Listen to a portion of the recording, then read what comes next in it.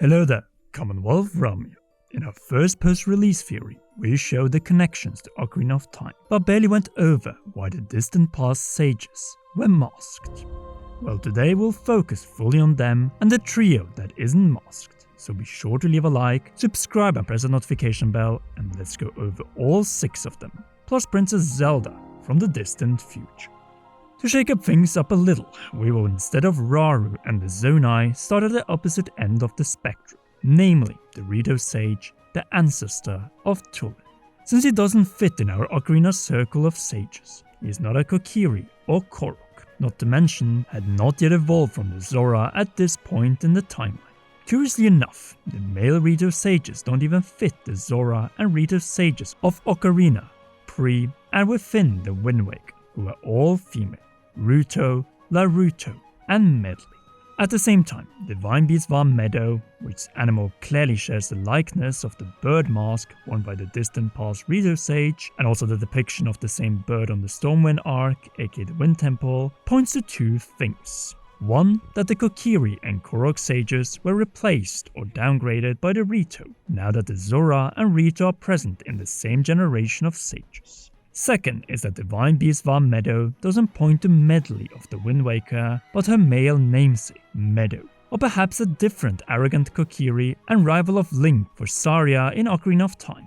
Mido. That is right, I don't think the distant past sages, despite following the original order of the medallions as seen in the inventory of Ocarina of Time, share the same names as the sages in that game, and in the case of the Rito, the Wind Waker. They are new separate characters with new but at the same time similar names to past sages and characters found in the Zelda series. That is to say, apart from 2 of the sages, as we will get back to at the end of the video. The Zelda team made it clear that this was not a copying of Ocarina's sages, so they made a number of differences, and male Rito knocking out the Kokiri and Koroks from the lineup being the first of them. Hence we have our first in line, Meadow, the first male Rito sage in the Zelda series, and the replacement of the title of Sage of Wind taken from the Kokiri and Koroks. Moving on to Fire, where the Gorons stand firm, with the Salamander as the spirit animal, something that we have seen with the Padlocks of Gorondia, the former Goron capital in the depths turned fire temple, an animal which grazed Death Mountain, and upon its extinction in the form of divine beast Var Rudani, an abbreviation of Ocarina's Sage of Fire, Darunia, but a deliberate one to separate our Salamander headmask Sage of Fire from the one debuting with the Goron race in 1998. That is right, I don't think our distant past Goron Sage is named Darunia, as the Zelda team's intention all along has been to present him as the successor, not namesake of Darunia, hence the Sage of Fire, Rudani.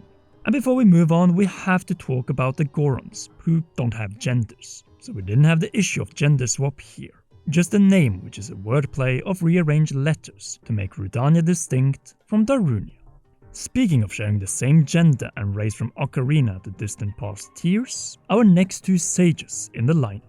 Starting with the distant Zora sage of the domain. She proudly wears the mask of the elephant, the distant past spirit animal of the tribe which is extinct in present times. A symbol that was forgotten in favor of the fish, but which is seen in the source of Zora's domain's water, namely the water temple. The elephant was key to the tribe when the sage opposed Ganondorf. We know for certain that she was a female, and seeing that the divine beast piloted last by champion Mipha was shaped as an elephant and also named Varuta, you know where this is heading.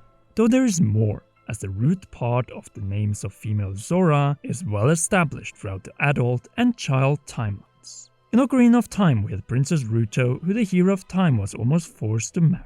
Then in the Wind Waker we had the deceased Zora sage Laruto, before Twilight Princess gave us the deceased queen of the Zora, Rutella. Following this train of thought, it becomes clear that our distant past female Zora sage, Ruta, is just yet another Zora, continuing this proud tradition of royals and Zora sages. Which begs the question, was Ruta a princess herself? After all, she calls out to her successor, Prince Sidon, who by the way is the very first male Zora sage that we know of, right before the first depicted Zora coronation in the series. King Sidon, a truly debut in the series, but if one Zora male deserved this dual honor, then it was him. He is also the first Zora sage who lived to see the end of Ganondorf and rule his people afterwards. The same goes for Chief Riju, though her role as a sage is not as unique as her ancestor. Naturally, outside of one Garuda male born every 100 years, all members of the tribe are female. Not only that, the monarchy was abolished in favor of the position of female chieftains after this Garuda sage right here opposed her king turned demon king, Ganondorf. So what does our strong female leader wear apart from the Stone of Lightning? The mask of a camel, the spirit animal and most likely a crucial mode of transport across the desert in the distant past. The Lightning Temple Pyramid makes this clear both on its exterior and interior. And who met Zelda here? The distant past sage of lightning. Camel mask and camel murals, just like the walking camel-shaped divine beast Valnaboris. In Ocarina of Time, the second in command below Ganondorf was Nabooru, who was displeased with her king's behavior, scheming an eventual coup against the Hylian monarch.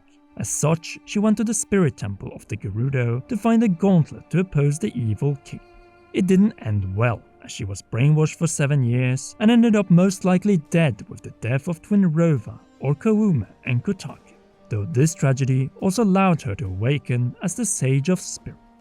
That is right, lightning is a new title for a sage, as by all accounts, Naboris here is the proof that the title of Sage of Spirit has been passed down to the purple, which isn't royal in Hyrule, but was instead in Ocarina of Time tied to the Sheikah, but not in Tears of the Kingdom, as they, much like the Kokiri and Koroks, have been ousted from the position of sage. As such, there's no fifth divine beast apart from a prototype. Let's remember, we're the technological successors of the Zonai and the divine beasts replacing the sages. But the Zelda team probably did all of this to introduce a similar, though animalistic dragon tribe and their Sage of Spirit.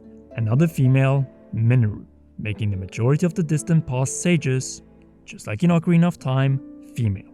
The last full-blooded Zonai who was alive on the surface after the imprisoning war. She replaced the Impas who used to be in the Chamber of Sages and moved the title of Sage of Spirit and the Spirit Temple from the Gerudo and the desert to the Zonai in the dark depths. This way fulfilling the unrealized order in Ocarina of Time: green, red, blue, orange, and purple, which leaves us with one final medallion and stone, light, and time, which we will detail right now. King Rauru, as he is the source of both Zelda's and Link's power. It is his stone that is dropped and Zelda picks up, leading to the same stone being wielded by two different individuals, thanks to becoming the Stone of Time with the power to recall. This stone that started its journey in the final Zonai generation by becoming the Stone of Light, the founding father and monarch of the Kingdom of Hyrule, a line of succession that would continue until the next wielder of his stone, Princess Zelda, the daughter of King Rome of Hyrule. But let's untangle this knot one step at a time, starting with what I believe is the one equal name between Ocarina of Time and Tears of the Kingdom's distant past sages. Both greet Link after his first failed meeting with Ganondorf, and also with the Master Sword in hand, all to bring light, or at least some hope, to Hyrule. Ocarina of Time's ancient Sage of Light guarded the seal Triforce in the Sacred Realm. When this seal was broken after young Link pulled the Master Sword and Ganondorf claimed the Triforce of Power, he watched Link sleep his way to adulthood and was then the first to greet him and grant him a medallion, the Light Medallion. In Tears of the Kingdom, Rauru drops his seal on Ganondorf when Link shows up with the glowing Master Sword and the Princess. Zelda collects the dropped stone and transforms it into the Stone of Time, all while Demon King Ganondorf uses his stolen stone to awaken once again. Ultimate result: the upheaval, Zelda recalled to the distant past, and Link with Rauru's arm in the sky. Just like there were only 6 medallions in Ocarina of Time, only 6 stones remain on the side of light, as the final Stone of Time is the same stone as the Stone of Light. The original Stone of Time in the distant past, that of Queen Sonia, was stolen and turned into the Stone of Darkness after Ganondorf punched her out of mortal existence. But there are 7 on the side of light, right? Yes, as Rauru and Princess Zelda wield the same stone. We see this by the 2 gifts of Great Sky Island to Link. Rauru's arm with its original powers, and the power to recall granted by Zelda's Spectre. A part of a power that comes from the stone that most likely replaced the Triforce in this game. Completing the circle while also being yet another double dragon in this game. Rauru and Zelda both royals who, in the name of their kingdom and their last hope, Link, sacrificed themselves. Zelda has the same and different role. She becomes the sage from a different time in both instances in Tears of the Kingdom. She's the traveler from the distant future in the distant past, and the dragon from the distant past in the distant future. And when the successors and spirit of Minoru confront Demon King Ganondorf with their 5 stones, Zelda with her stone awaits in the sky, and rightfully so, to aid Link with the swallowed stone of Rauru to bring the hero to the position where he can destroy the stolen stone of darkness. Hence allowing King Rauru and Queen Sonia in gratitude to grant Link the ultimate though falling gift, all prior to passing away, leaving Hyrule with 6 stones, until Minoru's passing in front of the new 4 sages. Though who knows, perhaps Purahia might have inherited Minoru's stone, bringing the Sheikah back into the fold of sages, just like in Ocarina of Time, leaving the Koroks, the former Kokiri, as the final outsider. Perhaps they're saved for DLC, as we didn't get a forest temple in this game. But what are your thoughts about the secrets of the sages, apart from the sage's will in the sky? Sound off in the comment section down below. If you haven't already, then be sure to leave a like, subscribe and press that notification bell. And last but not least, thank you for watching until the end. The same goes for all our patreon.com/commonrealm patrons, and in particular our raw producer, Charles Shash. You rock, and please enjoy one or both of these 2 awesome videos.